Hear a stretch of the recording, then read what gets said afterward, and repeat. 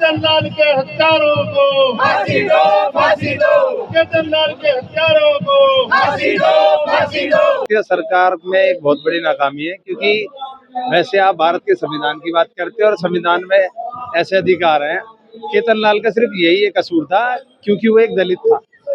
अगर वो दलित ना होता तो उसकी हत्या ना होती। कि हम कभी कॉन्स्टिट्यूशन और संविधान से बड़े नहीं हो सकते, हम हमारी सुप्रीम कोर्ट ऑफ इंडिया और हमारे देश के न्यायालय से बड़े नहीं हो सकते हमारी। लेकिन मुझे ऐसा लगता है ऐसी मानसिकता रखने वाले लोग भारत देश को समझते नहीं है, भारत के संविधान को नहीं समझते, ना ही इज्जत करते। को झुकना भी पड़ा और जाना भी पड़ा और मिला के भी लाए, रोडों पर चलाया, अधिकारियों को रोडों पर चलाया। तो एक नेता भी ऐसा है वहाँ, तो उसने मैं चाहता हूँ कि इस देश में ऐसे ही लीडर आए जो लोगों को इक्वालिटी और समानता का दर्जा दिलाने का काम करें।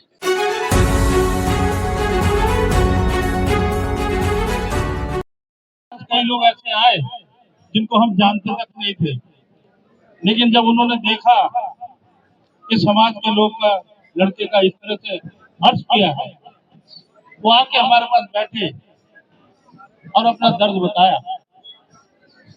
कई लड़के तो गाजीपुर डिस्ट्रिक्ट से आए। तो मैं अभी उत्तराखंड में केतन लाल का जो एक कास्टिस्ट लिंचिंग हुई है घर में बुला करके, उसके ऊपर क्या आपकी ओपिनियन है? What is your opinion? तो मैं तो अभी सीजेपी की प्रोटेस्ट में था और मुझे मालूम चला कि यहाँ पर ये प्रोटेस्ट हो रहा है। बहुत कम लोग यहाँ पर मुझे दिखे और सीजेपी में बहुत सारे लोग हैं।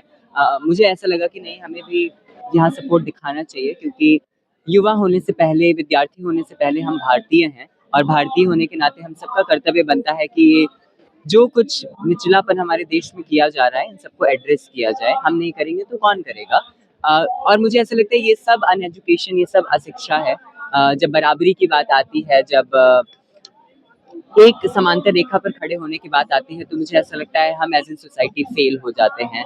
और न्याय की जब बात आती है तो आप देख ही रहे हो क्या हाल है देश का। ना तो अकाउंटेबिलिटी लोग लेते हैं, ना जस्टिस देते हैं, ना न्याय देते हैं।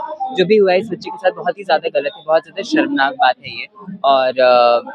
और ऐसे केसेस बढ़ते जा रहे हैं। देखोगे आप माइनॉरिटीज को किस तरीके से दबाया जाता है हमारे देश में।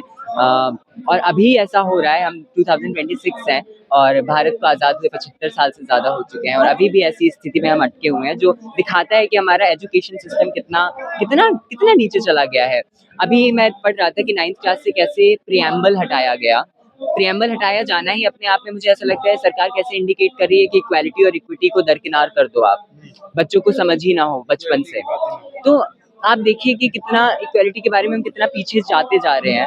जब समता और समानता की बात आती है तो बहुत दुखद है ये सब कुछ होना। मतलब आपकी क्या ओपिनियन है केतन लाल का हुआ? केतन लाल की हत्या सरकार में एक बहुत बड़ी नाकामी है, क्योंकि वैसे आप भारत के संविधान की बात करते हैं और संविधान में ऐसे अधिकार हैं। केतन लाल का सिर्फ यही एक कसूर था क्योंकि वो एक दलित था। अगर वो दलित ना होता तो उसकी हत्या ना होती। और सरकार कहती है कि हम भाईचारे की बात करते हैं और भाईचारे के साथ भेदभाव को खत्म करने का काम करते हैं। कहाँ है? उत्तराखंड में बीजेपी की सरकार है ना। अभी तक धामी साहब ने कोई जवाब दिया? नगीना से एक सांसद है, मैंने भी देखा था, एडवोकेट चंद्रशेखर आजाद, उन्होंने उसकी आवाज उठाने के लिए उत्तराखंड में 2 या 3 दिन रेगुलर वहां पर धरने पे बैठे। उन्हें उत्तराखंड सरकार ने रुकवाया, पुलिस ने उन्हें डिटेन करना। एक विधायक भी है निर्दलीय, उमेश कुमार, चंद्रशेखर साहब के साथ। तो मैं कह रहा हूँ जब ऐसे नेता भी इनके लिए आवाज उठा रहे हैं, क्यों वो दलित है सिर्फ इसके लिए एक ही नेता जाएगा? और नेता नहीं है? उत्तराखंड का वो निवासी है, भारत देश का ही नागरिक है ना। भारत में संविधान लागू है ना, संविधान लागू है ना। आर्टिकल 15 और 14 क्या कहता है? आप किसी भी जाति, किसी भी धर्म की हो, आप इक्वालिटी, कोई आपको छेड़ नहीं सकता। तो फिर ये आपने मानसिकता अपनी दिखाई, इस तरीके की गंदी मानसिकता नहीं होनी चाहिए। हर व्यक्ति का अधिकार है, वो किसी भी तरीके से स्वतंत्र रह सकता है। तो आपने उसकी हत्या करके ये दिखाया कि आज भी ऊंच नीच का जो दुख है वो आपको रखना पड़ेगा और उसमें पहचानना पड़ेगा। फिर लोग कहते हैं कि ये अपने आप को दलित कहते हैं। दलित क्यों ना कहे? एक आपसे सवाल है कि वहाँ के लोगों ने पंचायत बुला करके बोला कि अगर यहाँ कोई भी आएगा तो हम 100 टुकड़े करके वापस भेजेंगे और हमारी समाज इतना बड़ा है और हम एक टुकड़ा भी रख लेंगे तो पता नहीं चलेगा। इसको कैसे देखते हैं? तो अगर ऐसी बात है और उस पंचायत ने अगर ये वाली बात कही है तो कम से कम 1000 लोग गए थे चंद्रशेखर आजाद के साथ, एक भी टुकड़ा नहीं, सारे के सारे साबुत आए और सरकार को दबा गया, अल्टीमेटम दे के आए।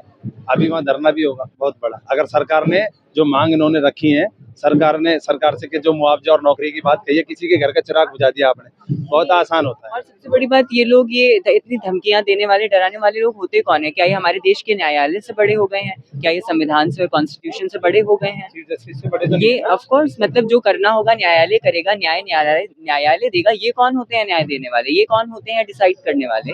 सबसे बड़ी चीज, और हर उसमें हर मुद्दे की बात में ये है कि हम कभी कॉन्स्टिट्यूशन और संविधान से बड़े नहीं हो सकते। हम हमारी सुप्रीम कोर्ट ऑफ इंडिया और हमारे देश के न्यायालय से बड़े नहीं हो सकते। लेकिन आपने देखा होगा कि बयान जो आरएसएस या बजरंग दल लिंक लोग हैं, वो बोलते हैं कि हम कानून को हाथ में ले लेते हैं, कभी कभी हमारा मन कर देता है। शायद आपने वीडियो देखा होगा। अगर हाँ, ये लोग अगर ऐसा बोलते हैं सर, तो ये संविधान का बहुत बड़ा अपमान है, हमारे देश का बहुत बड़ा अपमान है। तो उससे तो कार्रवाई भी नहीं होती है ना। ये नाकामी है बहुत बड़ी हमारी, लेकिन मुझे ऐसा लगता है ऐसी मानसिकता रखने वाले लोग भारत देश को समझते नहीं है, भारत के संविधान को नहीं समझते, ना ही इज्जत करते हैं। बात ये है कि जब तक कोई दबंग लीडर सामने नहीं आता ना, वहाँ एक दबंग लीडर सामने आया, सरकार को झुकना भी पड़ा और जाना भी पड़ा और मिला के भी लाए, रोडों पर चलाया, अधिकारियों को रोडों पर चलाया। तो एक नेता भी ऐसा है वहाँ, तो उसने कहा मैं चाहता हूँ कि इस देश में ऐसे ही लीडर आए जो लोगों को इक्वालिटी और समानता का दर्जा दिलाने का काम करें। आप संसद में चुन के जा रहे हो तो एक ही लीडर, अकेला एक ही लीडर, 545 सांसद देश के अंदर है, क्या कोई आवाज नहीं उठा सकता? एक ही उठाएगा। और वैसे कहते हो आप दलितों का लीडर है। अरे भाई, वो अपने आप को दलितों का लीडर क्यों बताएगा? आप बोल रहे हो, वो तो सब जगह जा रहे हैं। आप कहाँ रहे? कौन सा लीडर वहां पहुंचा मुझे बताओ। क्या बीजेपी का कोई भी नेता जाके वहां बोल के आया कि ठीक है आपके साथ गलत हुआ, आपको मुआवजा, नौकरी, किसी बच्चा किसी और का गया, दलित परिवार से था, करना क्या है? वो बच्चा चला गया थे, आज वो इस दुनिया में नहीं, उसके माँ बाप को पता उसका दुख। तो ये बड़ी शर्म की बात है। ये भी बहुत बड़ी शर्म की बात है कि हमारे देश में इंसानों की वैल्यू ही नहीं है, जान की वैल्यू ही नहीं है। लोग मरते हैं, मरते रहें, सरकार को कोई फर्क ही नहीं पड़ता है। हमारे देश में आज इंसानी जान की कीमत इतनी छोटी कर दी गई है, मुझे ऐसा लगता है कि कुछ भी हो जाए उन्हें कोई फर्क ही नहीं पड़ता है। कुर्सियों में जो लोग बैठे हुए हैं वो बैठे हुए हैं, उन्हें बिल्कुल समझ नहीं आता कि देश की शिक्षा व्यवस्था कहाँ जा रही है, देश में इक्वालिटी का हाल क्या हो रखा है, देश में बच्चे मर रहे हैं, देश के युवा मर रहे हैं, उन्हें कोई फर्क नहीं पड़ता। जो मुख्यमंत्री हैं पुष्कर सिंह धामी साहब, अभी तक उन्होंने एक स्टेटमेंट जारी नहीं किया, लेकिन अगर रिलीजियस मुद्दा हो या किसी की थोड़ी सी भी अगर कोई मुस्लिम हो कुछ भी कर देता है, उसकी मजारें तोड़ दी जाती है। उस बच्चे की कमी थी ना, वो दलित परिवार में पैदा हुआ था। उस बच्चे की कमी थी, वो दलित परिवार में पैदा हुआ था, इसलिए उसको मार दिया गया। अगर वो भी देखो, मैं इस पे भरोसा नहीं करता, मैं भारत के संविधान को मानता हूँ और मैं इक्वालिटी पे भरोसा रखता हूँ। मैं भेदभाव करने वाले व्यक्तियों के साफ विरोध करता हूँ जो भेदभाव की बात करते हैं। संविधान को मानने वाले व्यक्ति हैं, हम उसकी बात मानते हैं, कानून का पालन करते हैं। भाई जो नेता वहाँ गया हम उसकी बात करेंगे, और अगर कोई जाएगा तो उसकी भी करेंगे, जो न्याय की बात करेगा, ठीक है, न्याय की बात जो करेगा उसका नाम लिया जाएगा, चाहे वो सरकार में हो चाहे सरकार से विपक्ष में हो। काम सरकार का है न्याय देने का, क्योंकि वहाँ भारतीय जनता पार्टी की सरकार है, उनको निष्पक्ष जांच करानी चाहिए। भाई मेरे हिसाब से अब लगता है, क्योंकि वहाँ पर जो नेता गया है, मैंने उनका जो सुना है आज तक, वो जहाँ अड़ते हैं वो अड़ जाते हैं, हिलते नहीं वहां से। चंद्रशेखर आजाद नाम है उसका, मैंने जो सुना है और अभी तक देखा भी है, उनके ऊपर हमले भी हुए, कई सारी चीज हुई। देखो आज अच्छा ही बताओ, एक भी लीडर उत्तराखंड गया, किसी को जाने की अनुमति नहीं दी, वो अकेला नेता ऐसा रहा जो वहाँ अड़ गया। मैं जाऊंगा, परिवार से मिल के आऊंगा, अपना दुख जताऊंगा कि क्या हुआ, मैं जानू सही कि परिवार से मिलने में भी डर लगने लगा सरकार को, सरकार ने परिवार से मिलने ही नहीं दिया। ये गलत बात है, आप साफ तानाशाही कर रहे हैं। इस देश में सबको अधिकार है किसी भी तरीके की न्याय की बात मांगने की, हक है उनका। केजरीवाल के हत्यारों को फांसी दो, फांसी दो। केजरीवाल के हत्यारों को फांसी दो, फांसी दो।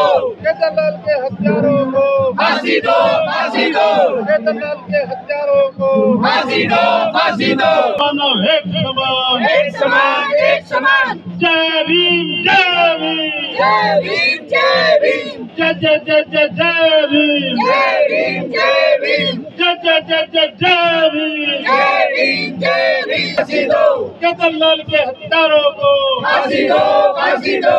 मानव एक समान, एक समान, एक समान। मानव एक समान। एक समान, एक समान।